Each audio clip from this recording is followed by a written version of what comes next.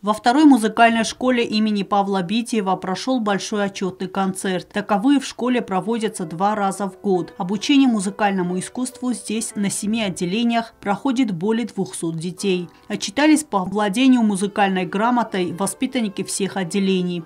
Хочется отметить, что очень тщательно подготовились скрипачи, ансамбль скрипачей.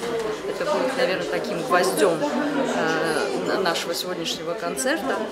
Естественно, стинские произведения, исполняться и народные инструменты.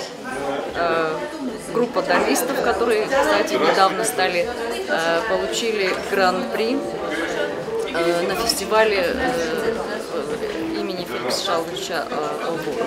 Дети, конечно, волнуются, и мы за них волнуемся. Ну, будем держать кулачки и желать удачи.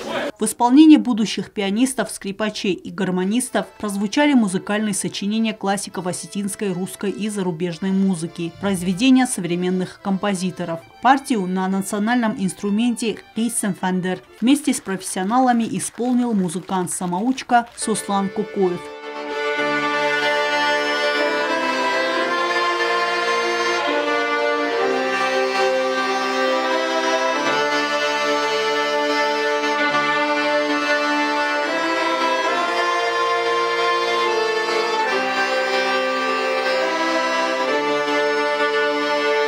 Несмотря на крайне стесненные условия работы, преподаватели музыкального учреждения, профессионалы своего дела, радея за воспитанников и дело своей жизни, продолжают лучшие традиции национальной музыкальной школы. Подтверждением этому служат отчетные концерты, всегда собирающие полные аншлаги.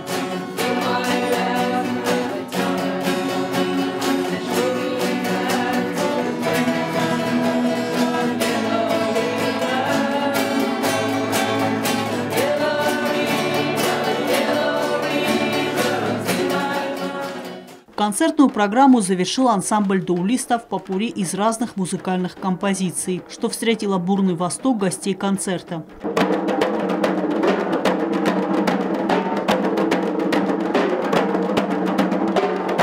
Эльвира Тебилова, Альдина Чехоева. Информационный выпуск сегодня.